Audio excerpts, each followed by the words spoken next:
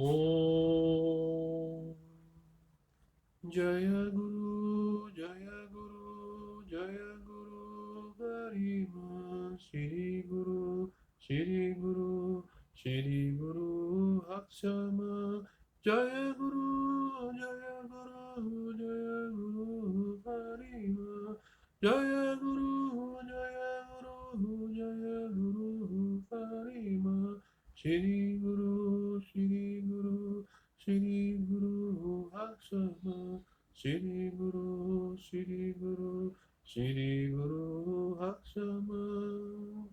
Om Namo Bhagavate Ramakrishnaya. Om Namo Bhagavate Ramakrishnaya. Om Namo Bhagavate Ramakrishnaya. Om Namo Bhagavate Ramakrishnaya. Meus queridos amigos, sejam todos bem-vindos a mais um vídeo desses de perguntas e respostas, né? Os vídeos que servem aqui como um tópico, né? Um meio de interação com vocês que acompanham essas postagens e trazem as questões. E essa troca eu acho que é muito salutar aqui para o desenvolvimento deste oferecimento. Eu acho que torna tudo mais fresco, né? Com o tempo. E a gente, assim, ajuda a melhorar a compreensão das coisas que são ditas. E eu acho que é essencialmente positivo. Muito bem, meus amigos. Primeira questão de hoje, uma questão muito pessoal, muito sensível, de um amigo que me escreveu. Eu trago a questão dele porque ela pode ser a questão de muitas pessoas. E esse tipo de reflexão, ela nunca é apenas sobre a pessoa que trouxe, é sempre potencialmente alcançável aí muitos outros. Então ele diz o seguinte: eu acompanho o seu canal no YouTube e gosto muito dos seus vídeos. Comecei a assistir a série de vídeos sobre os ensinamentos de Sri Ramakrishna, que eu tenho certeza que vão ser muito positivos para a vida desse rapaz.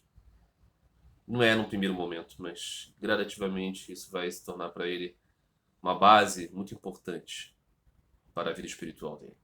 Tem essa esperança, né? Mas ele continua dizendo: contudo, tenho um problema sério em relação à fé em geral e gostaria de pedir o seu conselho.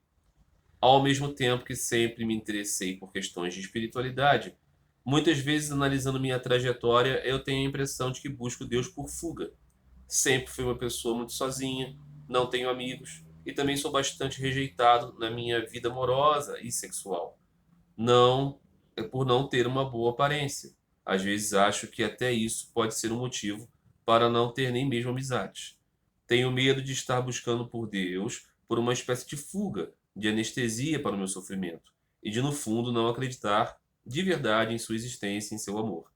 Tenho a impressão de que se eu me encaixasse nos padrões e tivesse uma vida mundana satisfatória, eu não procuraria por Deus e nem sentiria sua falta.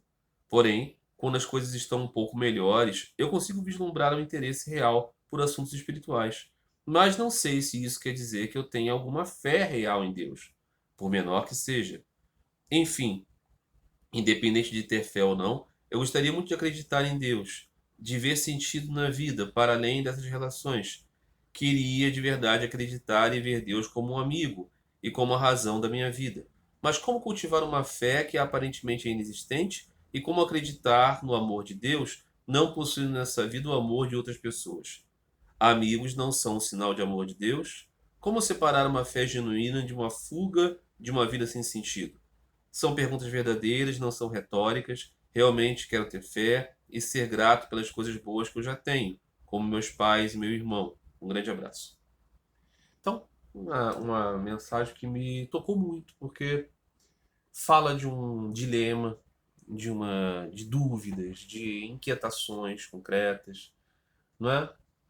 E que busca nesse meio aqui uma resposta plausível para seguir na vida com mais esperança?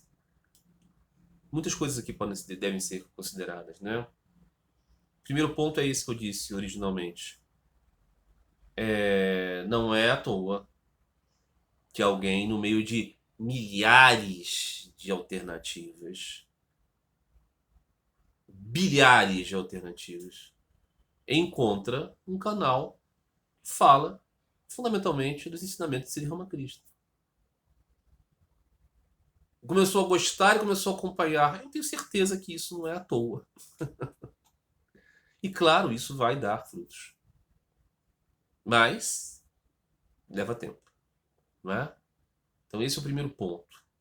Qual razão esse trabalho existe? Para isso. Para que uma ou outra pessoa que é destinada para esse trabalho alcance esse trabalho. Definitivamente não vão ser milhões e milhões e milhões de pessoas. Mas aqueles que estão destinados vão encontrar Sri Ramakrishna. Mas então esse rapaz diz: ele sempre teve interesse sobre espiritualidade, mas acha que não tem fé verdadeira. Interesse por espiritualidade, interesse, já é um chamado real e concreto da vida. Não vamos complicar as coisas.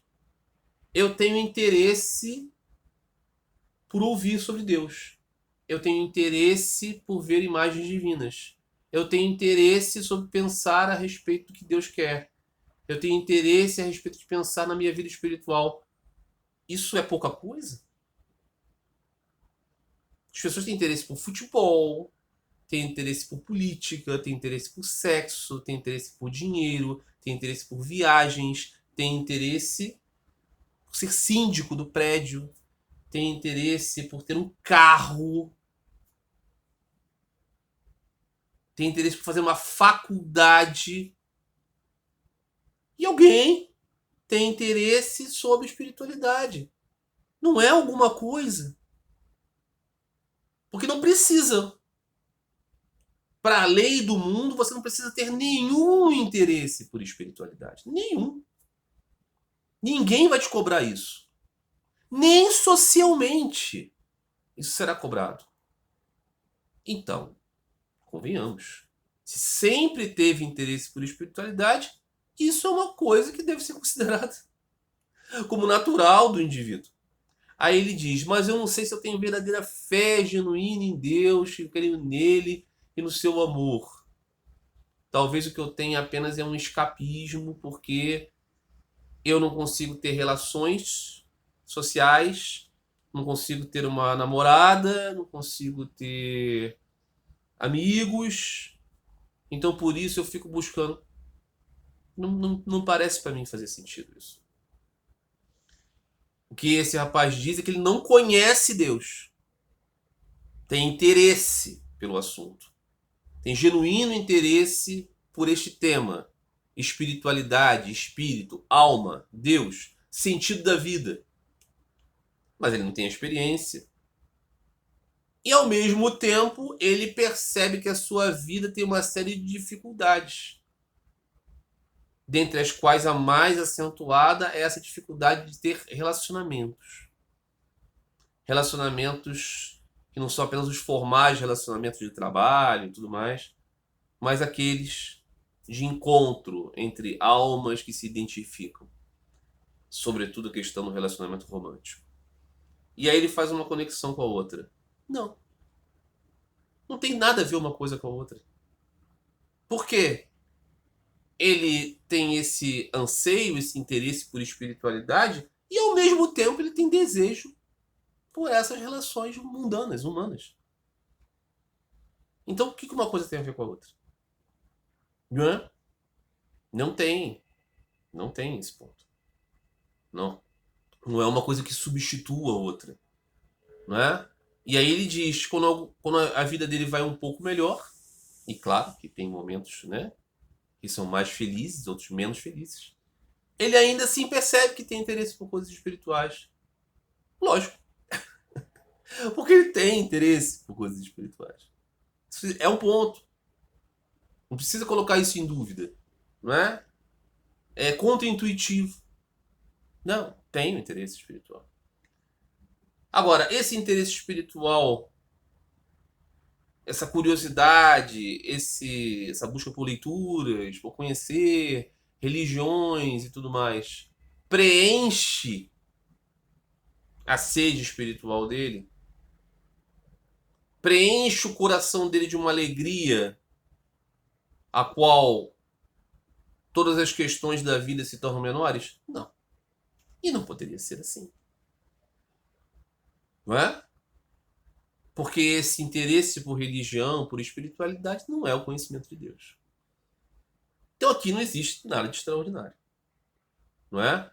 Aí ele diz: tenho dificuldades para ter amigos e ter desenvolvimento romântico, namoros, por causa da minha aparência. Não se trata disso. Não é? Existem pessoas que são consideradas muito bonitas e que também não têm muito sucesso em ter amigos. Ter amigos é uma coisa muito difícil. Se você, ao longo de uma vida de, sei lá, 50 anos, conquistou um amigo verdadeiro, você é um grandíssimo sortudo. As pessoas podem ter muitos conhecidos, muitos colegas, pessoas simpáticas, legais. Amigo? Amigo? Sério mesmo? Quem tem muitos? Quem disse que é fácil? Por quê? Porque nós estamos interessados em nós mesmos. Não é? Às vezes até se interessa pelo filho, pela esposa, pelo esposo, pelo pai, pela mãe, porque são muito conectados a nós mesmos. Você conseguir se abrir a ponto de se dar tanto para ser amigo de uma outra pessoa e ter alguém que queira fazer isso para você, isso é muito especial. Isso não tem nada a ver com a qualidade do teu cabelo, a cor dos seus olhos, com a atraente ao seu corpo, não. Tem a ver com uma série de circunstâncias que são raras. Porque todos nós somos muito egoístas. Todos nós. Você só deixa de ser egoísta quando você passa a conhecer Deus. Antes disso, a gente é muito ensimesmado, né? Está muito dentro de nós mesmos. Então a gente não tem muito espaço para tanto conquistar amizades quanto para encontrar pessoas que se interessem por nós. Né? Então, não é por aí. É um fenômeno raro a amizade. Isso não é uma exceção. Não é uma exceção, não. O que acontece é que se você desenvolve maturidade para compreender a complexidade disso que se chama amizade, você não vai se entristecer por não ser, né, uma pessoa cheia de amigos como num seriado de TV, né? Friends, né? Que a gente às vezes pode se deixar levar pela vida como se ela fosse uma grande propaganda de cerveja, né? Todas aquelas mulheres bonitas, aqueles jovens bonitos, naquele ambiente alegre e feliz, onde estão todos se alcoolizando, não é? A gente pode se deixar levar por isso. Mas se a gente é um pouco mais introspectivo, se a gente tenta perceber as coisas com um pouco mais de seriedade, a gente percebe que as pessoas são todas muito sozinhas. Que as pessoas são todas muito, cada uma com o seu cada um. E no final da vida, todos morrem sozinhos. Mesmo que estejam cercados em sua cama por várias pessoas. Porque aquela experiência da ruptura é individual. Então, a gente deve entender as coisas assim. Ok? O outro ponto é o relacionamento romântico. Aí alguém vai dizer assim, aqui sim, a questão da aparência, tudo muito subjetivo. Né? Existem pessoas que são consideradas muito feias e são, né, grandes conquistadores. E existem pessoas que são consideradas bonitas e uma série de características não conseguem ter grandes relacionamentos. E muitas vezes quando tem relacionamentos também esses são tanto quanto abusivos, não é? E a pessoa nunca se sente valorizada na sua própria condição humana, achando que tudo diz respeito à sua aparência. E aí a preocupação será outra. Então, também é muito raro que você encontre um relacionamento romântico, ele é um pouco menos raro do que a amizade, porque nós temos grande, né, apetite, desejo, questão da luxúria. E isso facilita muito a questão, né? Mas um bom relacionamento romântico ele tem que se tornar uma amizade, e a amizade continua sendo rara. Então, o que eu digo para esse amigo é que ele não está mensurando o quão especial são essas coisas que ele acha que são banais e que ele não tem porque ele é feio. Não, não é isso. Então a primeira confusão é você entender que o seu anseio é uma coisa banal, o anseio por espiritualidade. Não é. Você vive numa época onde as pessoas estão chafurdando no lixo dos sentidos. E você tem um anseio por assuntos mais elevados. Isso não é besteira. Isso é muito bom. Isso é uma virtude. Isso é uma dádiva. Isso é um mérito alcançado em muitas vidas. Aí depois vem o aspecto, minha vida é ruim porque eu não tenho amigos e não tenho relacionamentos românticos. Porque essas coisas são complicadas mesmo, difíceis mesmo, raras mesmo. Ajuda se você deixar de se ver como o mais feio dentre os feios, porque você não é. E porque isso não tem o peso que você acha que tem. Não tem.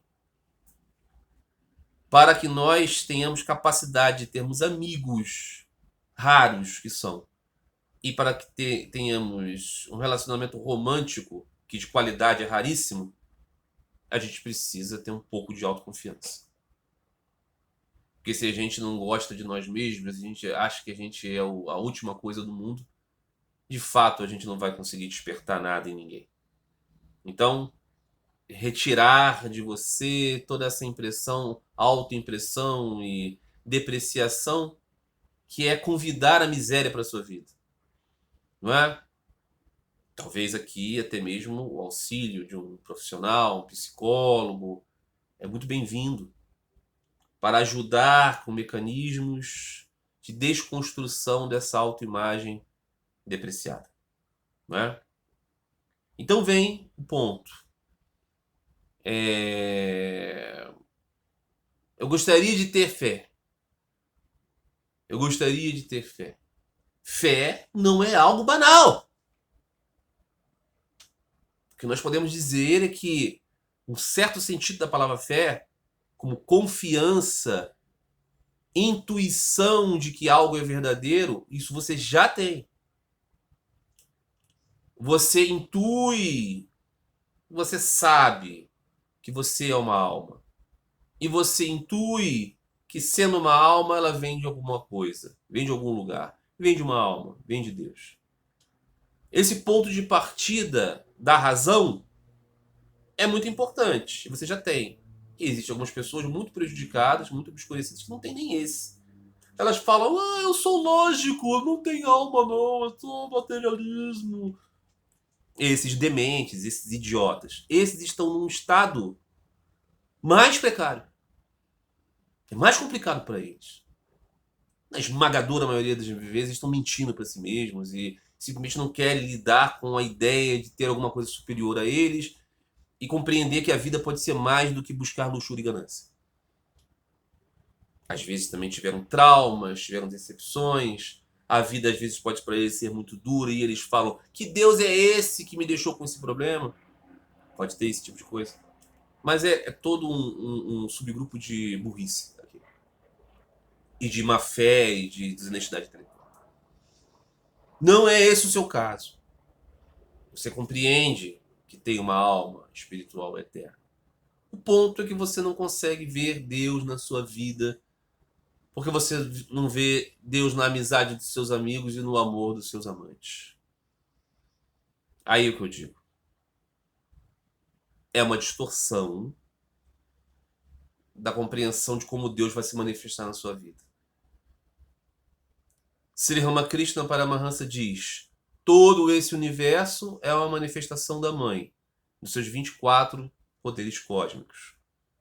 Então, nesse sentido, você está nadando na Prakriti, na energia criativa de Deus.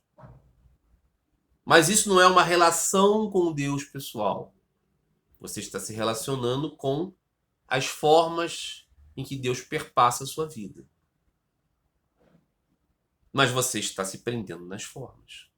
E você está querendo que Deus se manifeste nessas formas para você viver feliz no mundo em companhia de Deus. E aí que está o problema. Você precisa transcender o mundo. Não morrendo, não viajando cosmicamente, astralmente, mas levando o seu anseio para Deus. O seu anseio hoje está em ter amigos e ter uma namorada. Não é em Deus. Você gostaria que Deus ajudasse você a ter essas coisas. E aí, nem Deus aparece e nem a namorada e os amigos aparecem, porque uma coisa não tem nada a ver com a outra. Se você estivesse buscando fazer amigos e buscando ter uma namorada, provavelmente esses apareceriam. Mas você está sentindo que você não pode porque você é feio, o que é bobagem. Não é? Então, você diz, né? As partes finais. Mas como cultivar uma fé que aparentemente é inexistente e como acreditar no amor de Deus, não possuindo nessa vida o amor de outras pessoas? O amor de outras pessoas estão com elas mesmas, assim como o seu. Não é? Você ama você mesmo e as outras pessoas amam elas mesmas. Fé você tem no sentido de que você acredita que é lógico ter alma. Que você é uma alma, que Deus existe. Essa fé você tem. O que você não tem é conhecimento de Deus. Você não viu Deus. E por isso a sua vida não é permeada de luz inebriante. O problema de todos nós. Como conseguimos alcançar a fé? Sri Ramakrishna diz: você parte desse ponto que a sua razão já lhe conferiu a ideia, eu sou uma alma, e agora você começa a rogar a Deus: ó Senhor, dê-me amor por ti. O amor por Deus nós não temos. Então nós pedimos e nos esforçamos. Cantamos o seu santo nome. O nome de Deus tem a potência de despertar em nós anseio por ele. Ouvimos os seus passatempos transcendentais, os seus ensinamentos, as suas glórias, meditamos em sua imagem. Sri Ramakrishna é meu ideal, mas você pode ter outro. Concentrar-se nisso. Não é? Deixar de poluir a mente com coisas que só colocam você para baixo, só colocam você dragado no mundo. Aumentar o espaço de coisas edificantes. E rogar a Deus como uma criancinha: me dê, mãe, o seu amor. Eu quero o seu amor. Eu sou seu filho. Eu mereço. Eu preciso. Você me deve. Até que lágrimas venham aos seus olhos. E aí você passará a ter anseio ardoroso. Isso não é uma banalidade. Não é um brinquedinho de um Kinder Ovo.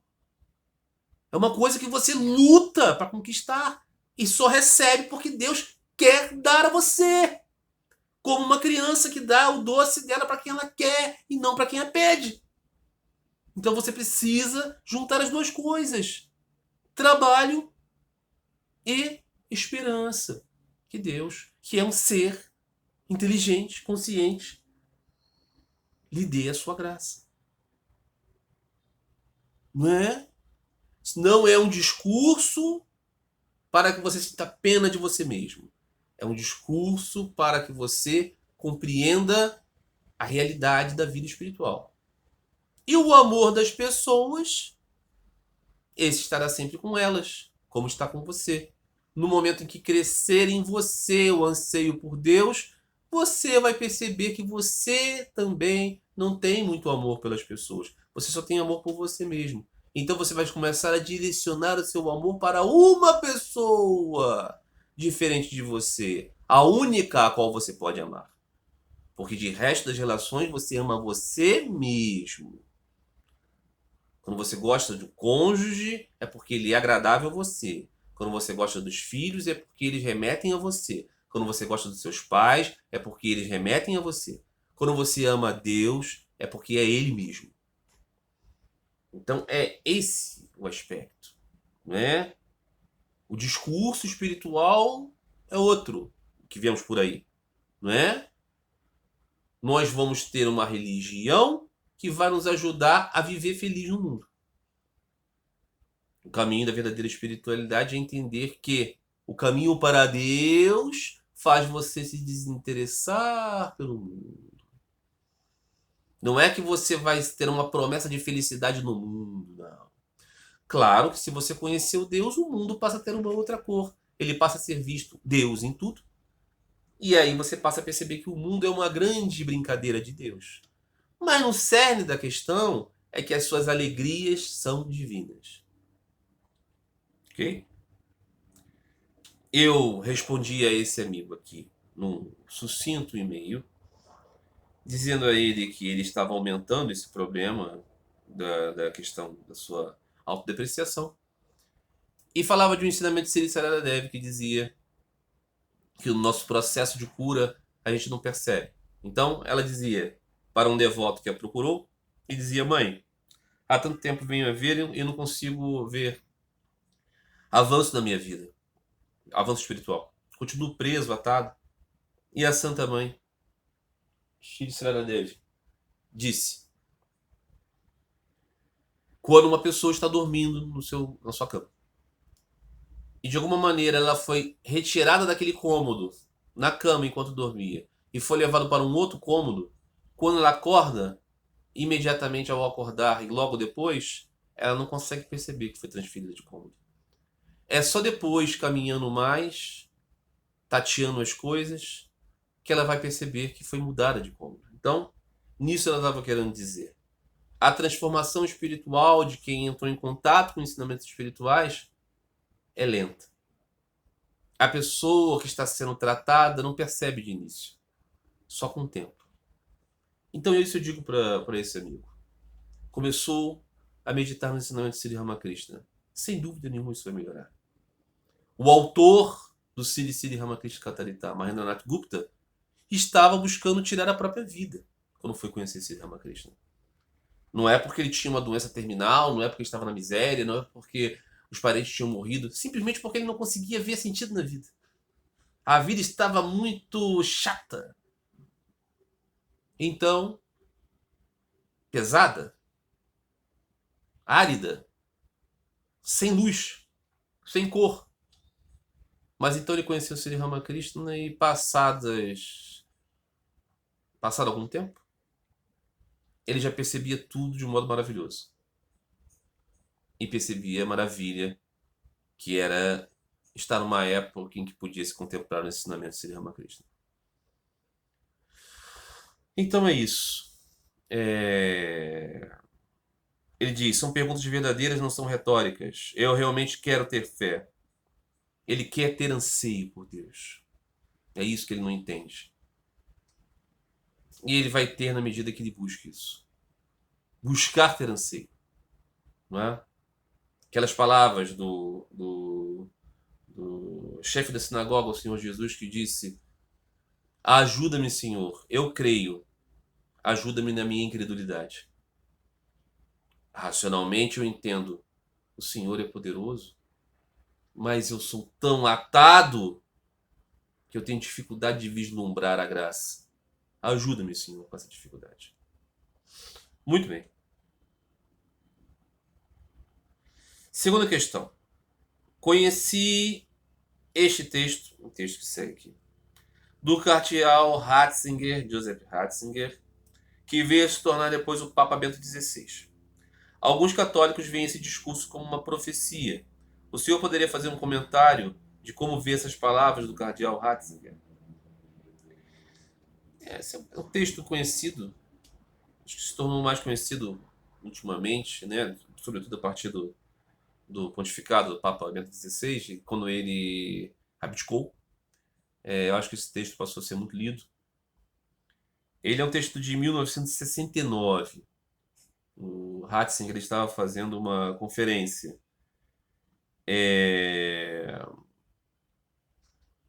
Então ele é pós-Concílio Vaticano II e ele fala sobre crise da igreja. É isso que ele fala. cardeal Ratzinger, que veio se tornar o Papa Bento XVI, ele foi um entusiasta do Concílio Vaticano II. Mas, pelo que parece, ele depois passou a perceber os efeitos do concílio como distorcidos.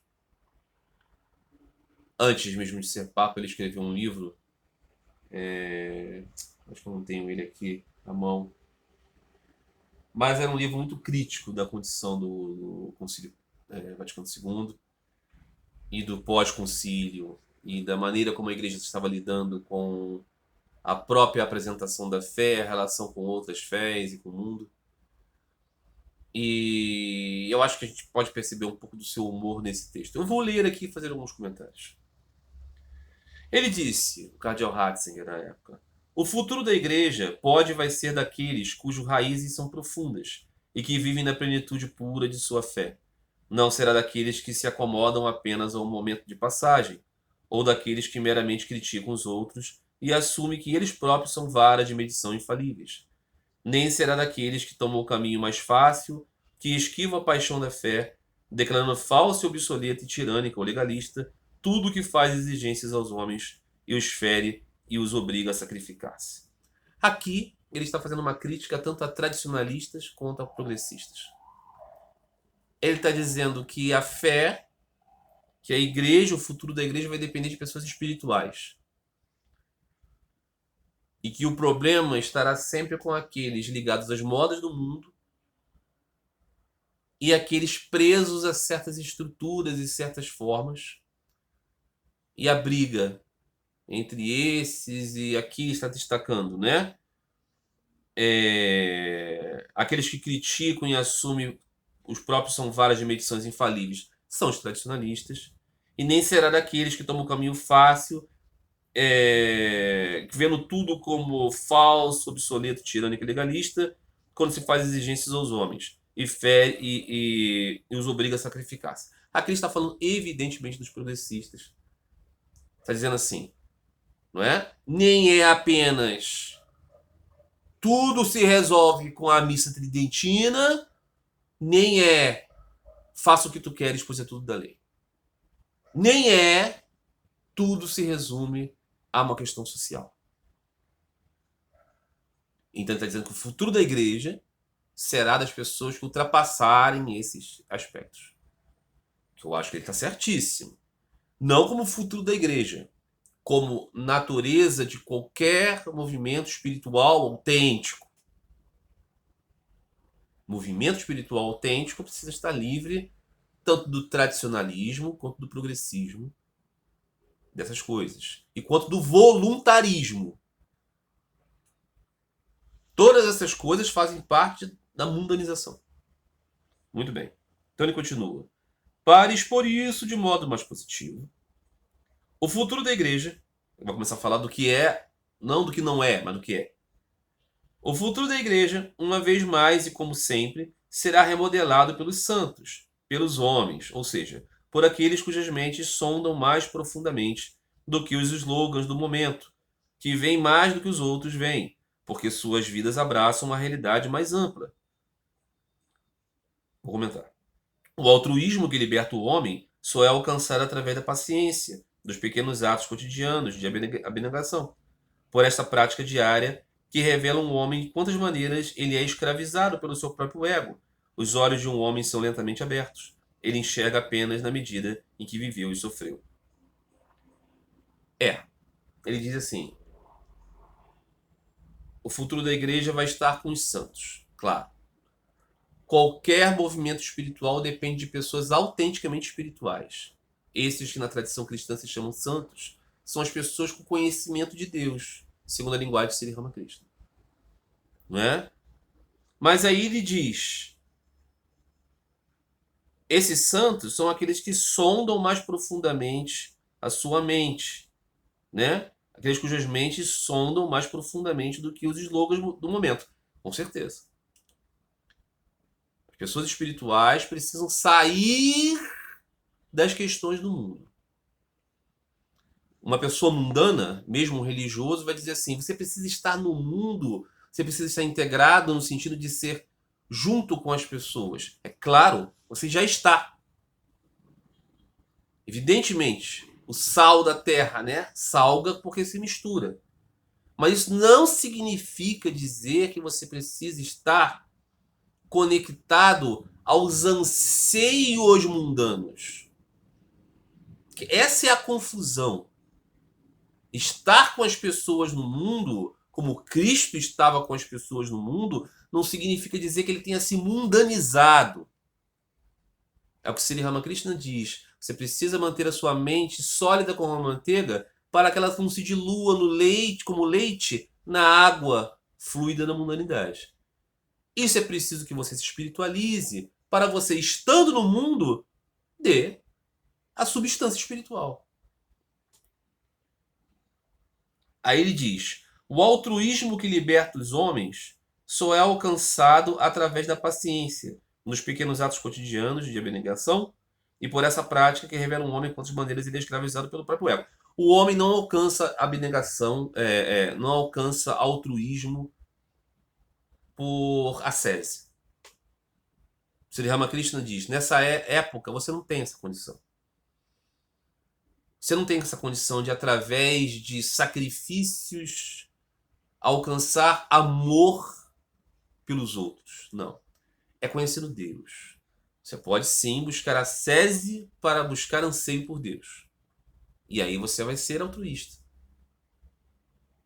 Aí sim, você vai perceber o quanto o seu eu pequeno escraviza você. Mas é quando você conhece Deus.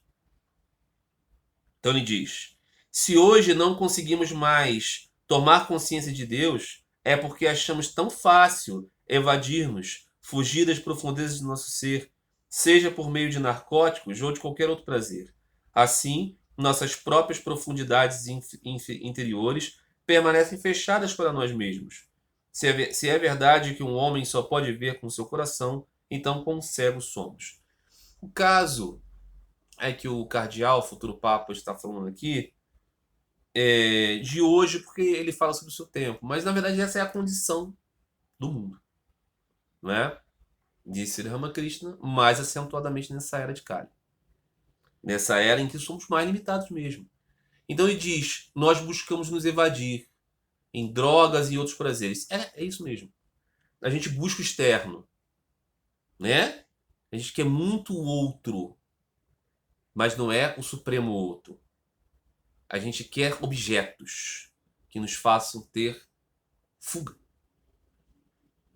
Para que fiquemos anestesiados da nossa inquietação perante o nosso exílio. Muito bem. Então ele diz: se é verdade que um homem só pode ver com seu coração, então como cegos somos. Sim, porque o nosso coração, se vê Deus, nos espiritualiza. O nosso coração, onde estão os nossos anseios? Nas coisas do mundo. São todas transitórias. Não é? Como tudo isso afeta o problema que estamos examinando? O problema que ele está examinando é a crise da igreja. Então aqui, em 1969, o cardeal Ratzinger parece já meio arrependido do Concílio Vaticano II. Isso não significa dizer que ele estava feliz com a condição da igreja antes, não. Porque ele começa o texto lá falando também dos tradicionalistas. Então ele diz: significa que a grande conversa daqueles que profetizam uma igreja sem Deus e sem fé é apenas conversa vazia. Não precisamos de uma igreja que celebre o culto da ação das orações políticas. Isso é absolutamente supérfluo. Portanto, tal igreja se destruirá. O que permanecerá é a igreja de Jesus Cristo, a igreja que crê no Deus que se tornou homem e nos promete vida além da morte. O tipo de padre que não passa de um assistente social pode ser substituído pelo psicoterapeuta e outros especialistas. Mas o sacerdote que não é apenas um especialista, que não se mantém à margem, observando o jogo, dando conselhos oficiais, mas em nome de Deus se coloca à disposição do homem e permanece ao lado dele em suas tristezas, alegrias, esperanças e medos. Aqui é importante. Ele está falando de uma igreja que é desnecessária, é uma igreja ONG. Papa Francisco já falou disso, né? A igreja não pode se transformar numa ONG. O que é uma igreja que é uma ONG? É uma igreja que não fala mais de você é uma alma, Deus é o ser supremo da qual você é parte, e você é triste porque você não está com ele. Não fala mais nisso.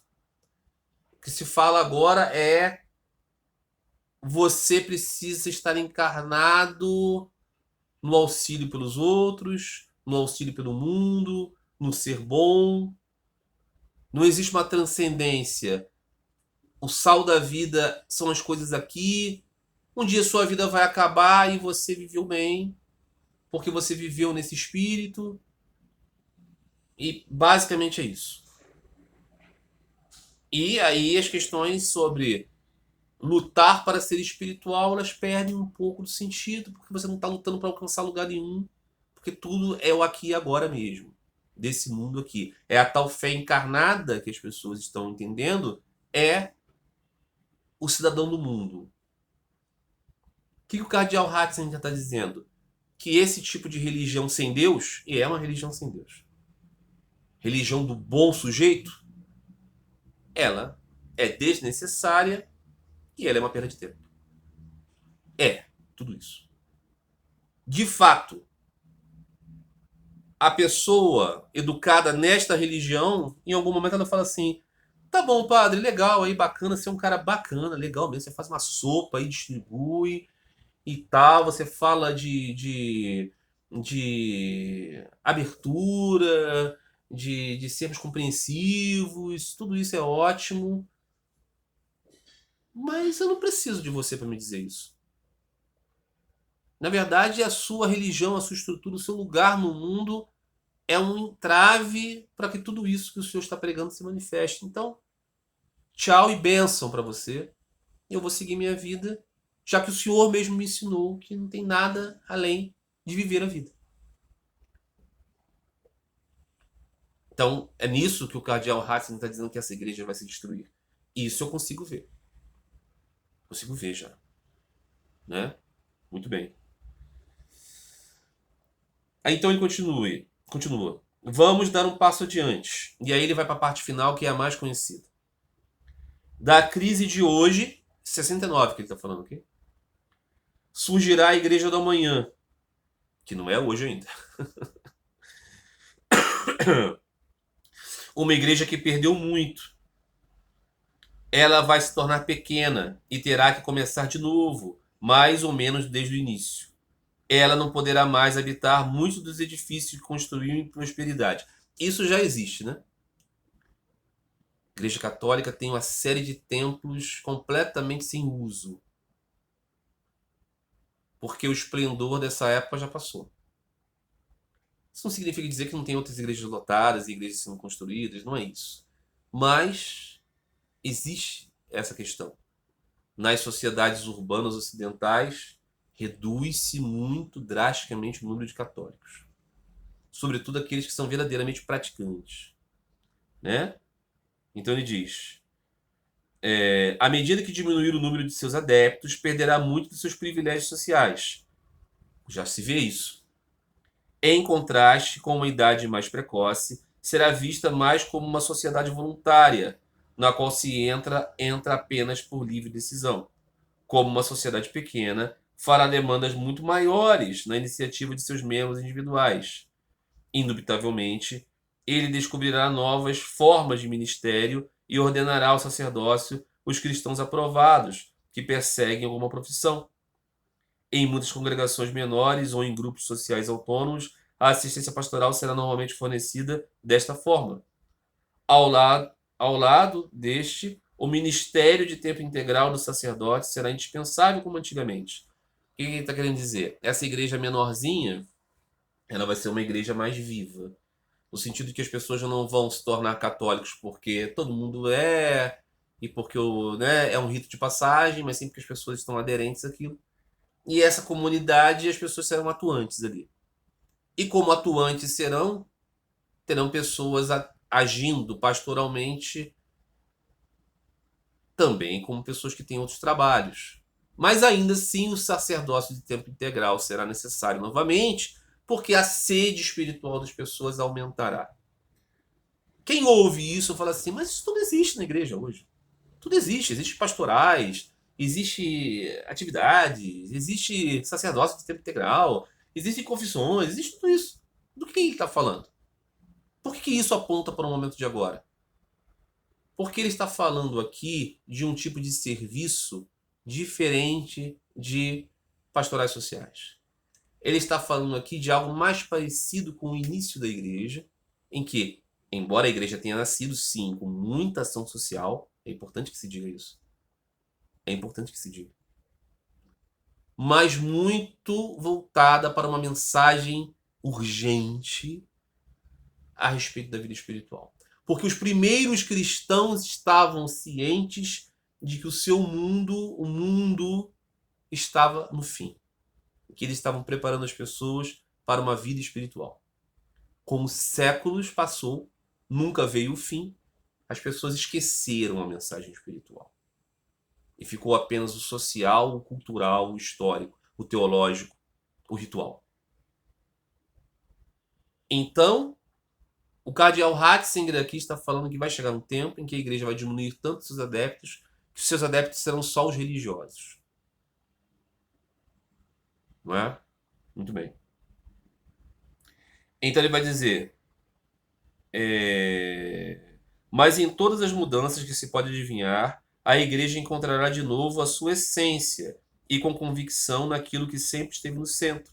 A fé no Deus Trino, em Jesus Cristo, Filho de Deus feito homem, na presença do Espírito até o fim do mundo, na fé e na oração. Ela reconhecerá novamente o sacramento como adoração de Deus e não como um assunto para erudição litúrgica. A igreja será uma igreja mais espiritual, não presumindo um mandato político, flertando tão pouco com a esquerda ou com a direita. Será difícil para a igreja, pois o processo de cristalização e clarificação custará muita energia valiosa.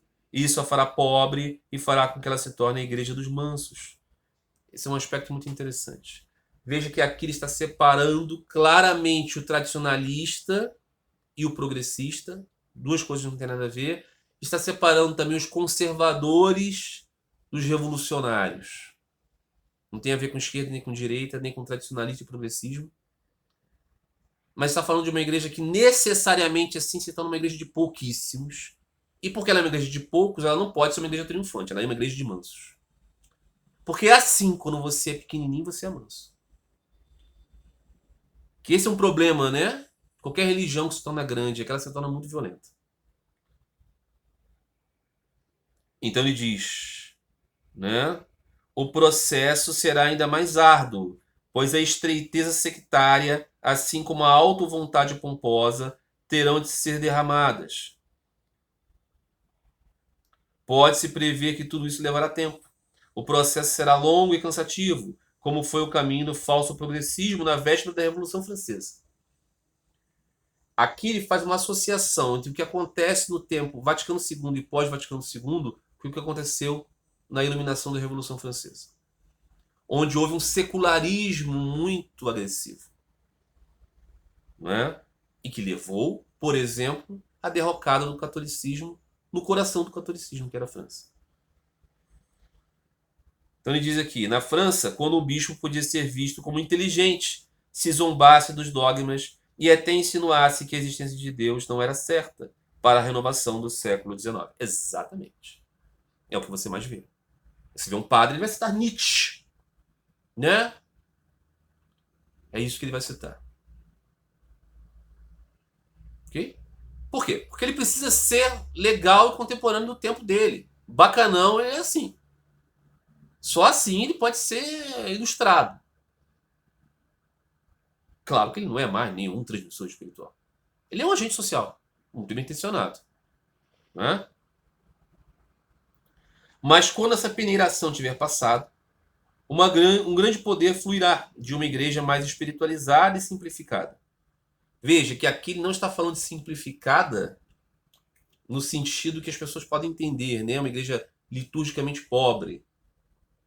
O que ele está falando aqui é de uma igreja com estruturas menores, com menos gente e com um foco até menos grandioso, no sentido mundano, né? Os homens, em um mundo totalmente planejado, se encontrarão indescritivelmente solitários. Se eles perderem completamente a visão de Deus, sentirão todo o horror de sua pobreza. Em seguida, descobrirão um pequeno rebanho de crentes como algo totalmente novo. Eles a descobrirão como uma esperança para eles, uma resposta a qual sempre procurarão em segredo. E assim parece-me que a igreja está enfrentando tempos muito difíceis. A verdadeira crise mal começou. Teremos de cortar com grandes tréguas, mas estou igualmente certo sobre o que permanecerá no final. Não permanecerá a igreja do culto político que está morto, mas a igreja da fé. Pode muito bem não ter mais o poder social dominante que teve mais recentemente, mas vai desfrutar de um frescor e de um reflorescimento. Será visto como o caso do homem, onde ele vai encontrar vida e esperança para ele na morte. O que o cardeal Ratzinger está falando aqui é de qualquer movimento espiritual que se torna mais vivo. Ele se torna menos pomposo materialmente, ele se torna menos poderoso materialmente, ele se torna menos cheio de pessoas completamente seculares, mas bem instruídas na arte de engabelar os outros, e ele se torna mais pobre, pequenininho, humilde, sincero e cheio de pessoas verdadeiramente espirituais. Isso não é só para a Igreja Católica, qualquer lugar. Qualquer lugar será assim. Não é? Porque esse é o sinal da espiritualidade de qualquer época. Veja o grupo do Senhor Jesus, pequeno. Veja o grupo de Sri Ramakrishna, pequeno. Veja o grupo de Sri Chaitanya, pequeno. É sempre pequeno. Coisa boa, é sempre pequenininho. A transmissão é sempre o espírito, é sempre sobre isso aqui. Nunca é sobre isso aqui. Nunca é. Os movimentos sobre isso aqui são sempre políticos. Sempre políticos. De direita ou de esquerda. É sempre sobre o mundo, é sempre sobre essa miséria. Não é? Não é sobre isso, vida espiritual. Então, um movimento que diga menos mundo, mais Deus dentro de você. Menos mundo é também templo. Menos mundo também é procissão. Menos mundo também é marcha para Jesus. Menos mundo também é Império Bizantino. Menos mundo significa menos exterioridade. É mais você e Deus, você em busca do seu amado, mas que é um ser. Não é uma coisa, não é um bem, não é uma alegria. É ele que você busca. Isso é para poucos. Então é esse o cerne da questão. Né? É claro que o cardeal vai falar isso como um bispo católico, como um cristão. Ele sempre traz isso muito para o seu sectarismo. Né? Muito bem. Questão final de hoje. O vídeo já tem 52 minutos. Não, eu vou tratar dessas questões aqui que são muito importantes. Acho que eu tenho para tratar, mas no vídeo da quarta-feira. Né? De hoje foram né, poucas questões. Na verdade, duas questões. Mas acho que duas questões ricas. A primeira eu acho que pode alcançar muitas pessoas. E a segunda também eu acho que nos traz uma compreensão assim mais ampla sobre a maneira de encarar o fenômeno religioso, as nossas expectativas religiosas. Eu espero que gostem. Como já disse em outras oportunidades aqui, eu vou privilegiar a maior atenção a cada tema do que a tentativa de enfileirar questões aqui. Às vezes vamos conseguir fazer mais questões, mas quando são menos questões assim, eu espero que o desenvolvimento possa valer a pena. Tá bom, meus amigos? Então, para esse tipo de vídeo, até a próxima quarta-feira. Mas todos os dias nesse canal, vídeos novos. Um grande abraço a todos vocês. Fiquem todos em paz. Fiquem todos com Deus.